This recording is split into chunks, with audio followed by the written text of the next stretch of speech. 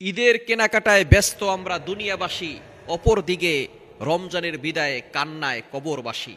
অর্থাৎ যখনই রমজান শেষ হয়ে যাবে, এখন রমজান আছে, রমজানের কারণে রমজানের বরকতে আল্লাহ তাআলা জাহান্নামের দরজাগুলো বন্ধ করে দিয়েছেন, জান্নাতের দরজাগুলো খুলে দিয়েছেন।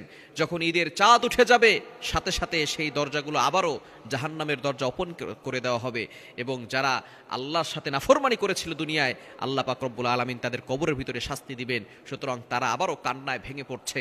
আমরা ঈদের কেনাকাটা নিয়ে ব্যস্ত হয়ে পড়েছি। যাদের মা বাবা দুনিয়া থেকে বিদায় নিয়েছে, তাদের জন্য দোয়া করেন।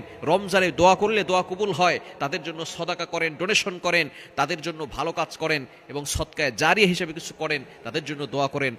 এখন যেভাবে তাদের কবরের আযাব বন্ধ আছে, কিয়ামত পর্যন্ত যেন তাদের কবরের আযাব বন্ধ হয়ে যায়। সুতরাং আমরা ঈদের কেনাকাটা নিয়ে ব্যস্ত হয়ে পড়েছি, অথচ কবরবাসীরা ভেঙে পড়ছে, তারা হতাশ হয়ে যাচ্ছে যে তাদের আত্মীয় স্বজনরা, ছেলে মেয়েরা তাদের জন্য একটুও দোয়া করছেন। আসুন পিতামাতার জন্য দোয়া করি, যারা মারা গিয়েছে সকল মুমিন নর এবং নারীদের জন্য আমরা দোয়া করি, আল্লাহ যেন তাদের কবরখানা জান্নাতের বাগান বানিয়ে দেন।